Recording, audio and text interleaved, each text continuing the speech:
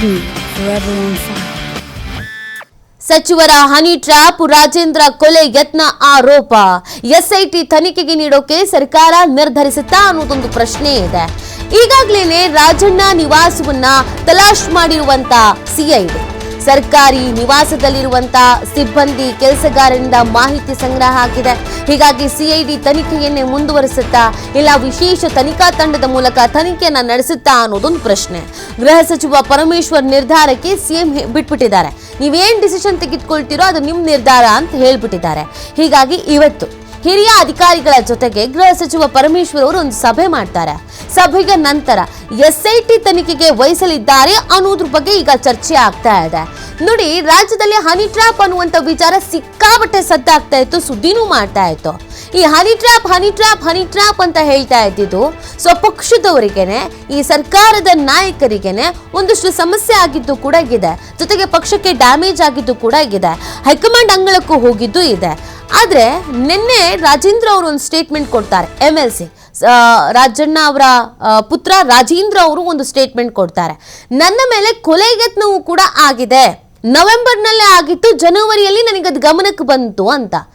ಈ ಸ್ಟೇಟ್ಮೆಂಟ್ ಇದೆಯಲ್ಲ, ಇದು ಕೂಡ ಸಾಕಷ್ಟು ರೀತಿಯಾದಂಥ ಚರ್ಚೆಗೆ ಗ್ರಾಸವಾಗ್ತಾ ಇದೆ. ಇದೀಗ ಉನ್ನತ ಅಧಿಕಾರಿಗಳಿಗೆ ನಾವು ತನಿಖೆಗೆ ವಹಿಸಿಕೊಡ್ತೀವಿ, ಉನ್ನತ ಮಟ್ಟದ ತನಿಖೆ ಆಗತ್ತೆ ಅಂತ ಹೇಳ್ತಾ ಇದ್ರು. ಆ ಉನ್ನತ ಮಟ್ಟದ ತನಿಖೆ ಯಾವುದು ಅನ್ನೋದು ಪ್ರಶ್ನೆ ಆಗಿತ್ತು. SIT ತನಿಖೆಗೆ ನೀಡೋದಕ್ಕೆ ಸರ್ಕಾರ ನಿರ್ಧರಿಸಿದ್ಯಾ ಅನ್ನೋದೊಂದು ಪ್ರಶ್ನೆ ಇದೆ. ಈಗಾಗಲೇ ರಾಜಣ್ಣ ನಿವಾಸವನ್ನ ತಲಾಶ್ ಮಾಡಿದೆ CID. ಸರ್ಕಾರಿ ನಿವಾಸದಲ್ಲಿರುವಂತಹ ಸಿಬ್ಬಂದಿ ಕೆಲಸಗಾರರಿಂದ ಮಾಹಿತಿ ಸಂಗ್ರಹಿಸಲಾಗಿದೆ. ಹೀಗಾಗಿ CID ತನಿಖೆಯನ್ನೇ ಮುಂದುವರಿಸುತ್ತಾ ಅಥವಾ SIT ರಚನೆ ಮಾಡಲಾಗತ್ತಾ, ವಿಶೇಷ ತನಿಖಾ ತಂಡದ ಮುಖಾಂತರವಾಗಿ ತನಿಖೆಯನ್ನು ನಡೆಸೋದಕ್ಕೆ ತೀರ್ಮಾನಿಸ್ತಾರಾ, ಇದು ಪ್ರಶ್ನೆ ಆಗಿದೆ.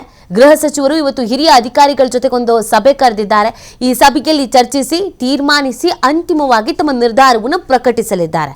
ಈಗಾಗಲೇ CM ಕೂಡ ಗೃಹ ಸಚಿವರಿಗೆ ಹೇಳ್ಬಿಟ್ಟಿದ್ದಾರೆ, ನಿಮಗೇನು ಅನ್ಸುತ್ತೋ, ಯಾರಿಗೆ ಈ ತನಿಖೆಯನ್ನು ವಹಿಸಬೇಕು ಅಂತ ಅನ್ಸುತ್ತೋ ಅವರಿಗೆ ಈ ತನಿಖೆಯನ್ನು ವಹಿಸಿ ಅಂತ ಹೇಳ್ಬಿಟ್ಟಿದ್ದಾರೆ. ಹಾಗಾಗಿ ಇದು ಕಂಪ್ಲೀಟ್ ಆಗಿ ಗೃಹ ಸಚಿವರ ನಿರ್ಧಾರ ಆಗಿರುತ್ತೆ. ಯಾರಿಗೆ ತನಿಖೆಯನ್ನು ವಹಿಸ್ತಾರೆ ಅನ್ನೋದು ಪ್ರಶ್ನೆ ಆಗಿದೆ. ನೋಡಿ, ಇಲ್ಲಿ ಸ್ವಪಕ್ಷದವ್ರ ಮೇಲೆ ಆರೋಪಗಳಿಗಿರೋದು, ನಮ್ಮ ಪಕ್ಷದವರೇ ಮಾಡಿದ್ದಾರೆ ಹನಿ ಟ್ರ್ಯಾಪ್ ಅನ್ನುವಂಥ ವಿಚಾರ ಅಂತ ಹೇಳಿದ್ದಾರೆ. ಅಪ್ಪ ಮಗ ಇಬ್ಬರನ್ನು ಕೂಡ ಸಂಕಷ್ಟಕ್ಕೆ ಸಿಲುಕಿಸಬೇಕು, ರಾಜಕೀಯವಾಗಿ ಅವ್ರ ಭವಿಷ್ಯವನ್ನು ಮುಗಿಸ್ಬೇಕು ಅಂತ ಸ್ವಪಕ್ಷದವರೇ ಈ ಪ್ಲಾನ್ ಮಾಡಿದ್ದಾರೆ ಅಂತ ಹೇಳಿರೋದ್ರಿಂದ ಸಹಜವಾಗಿಯೇ ಈ ವಿಚಾರ ಹೈಕಮಾಂಡ್ ಲೆವೆಲ್ ಅಲ್ಲೂ ಕೂಡ ಚರ್ಚೆ ಆಗಿದೆ. ಕಾಂಗ್ರೆಸ್ಗೆ ಮುಜುಗರ ಕೂಡ ಆಗಿದೆ. ಹೀಗಿರ್ಬೇಕಾದ್ರೆ ಕೇವಲ ಹನಿ ಟ್ರ್ಯಾಪ್ ಮಾತ್ರ ಅಲ್ಲ, ಕೊಲೆಗೆ ಯತ್ನ ಕೂಡ ನಡೆದಿದೆ ಅನ್ನುವಂಥ ಒಂದು ಗಂಭೀರವಾದಂಥ ಆರೋಪ. ಸರ್ಕಾರದಲ್ಲಿರುವ ಸಚಿವರ ಪುತ್ರ MLC ಅವರನ್ನೇ ಕೊಲೆ ಮಾಡುವುದಕ್ಕೆ ಪ್ರಯತ್ನಿಸಲಾಗಿದೆ ಅನ್ನುವಂಥ ಆರೋಪ ಇದೆಯಲ್ಲ, ಅದು ಕೂಡ ಈ ಸರ್ಕಾರಕ್ಕೆ ಡ್ಯಾಮೇಜ್. ಹಾಗಿದ್ರೆ ಕಾನೂನು ಸುವ್ಯವಸ್ಥೆ ಏನಾಗಿದೆ?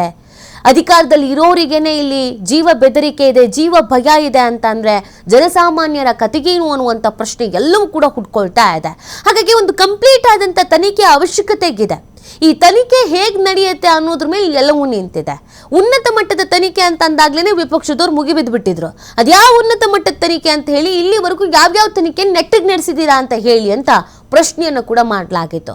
ಹಾಗಾಗಿ ಒಂದು ಜವಾಬ್ದಾರಿ ಅನ್ನುವಂಥದ್ದು ಗೃಹ ಸಚಿವರ ಮೇಲೆ ಸ್ವಲ್ಪ ಅತಿ ಹೆಚ್ಚಾಗಿ ಇದೆ. ಈಗಾಗಲೇ ಹಿರಿಯ ಪೊಲೀಸ್ ಅಧಿಕಾರಿಗಳನ್ನ ರಾಜೇಂದ್ರ ಅವರು ಕೂಡ ಭೇಟಿ ಆಗಿದ್ದಾರೆ. ಇತ್ತ ರಾಜಣ್ಣ ಅವರು ಗೃಹ ಸಚಿವರನ್ನ ಭೇಟಿ ಆಗಿದ್ದಾರೆ.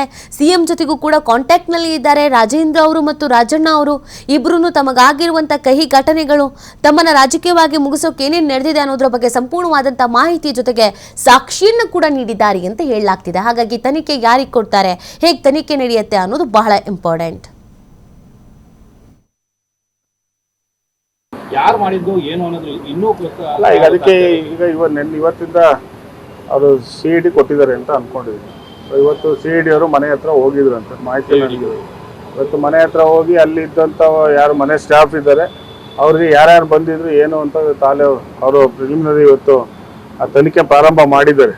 ಇವತ್ತು ಏನು ಗೌರ್ಮೆಂಟ್ ಗೆಸ್ಟ್ ಹೌಸ್ ಇದೆ ಜೈಮಾಲ್ ರೋಡಲ್ಲಿ, ಅಲ್ಲಿಗೆ ಇವತ್ತು CID ಅವರು ಹೋಗಿ ಇವತ್ತು ಅಲ್ಲಿರೋವಂಥ ಮನೇಲಿ ಯಾರೆಲ್ಲ ಕೆಲಸದವ್ರು ಇದ್ದಾರೆ ಅವ್ರನ್ನೆಲ್ಲ ಯಾರು ಬರ್ತಾ ಇದ್ದಾರೆ ಏನು ಅಂತ ಇವತ್ತು ತನಿಖೆ ಪ್ರಾರಂಭ ಮಾಡಿದ್ದಾರೆ ಅಂತ ಮಾಹಿತಿ ನನಗಿರುವಂಥದ್ದು.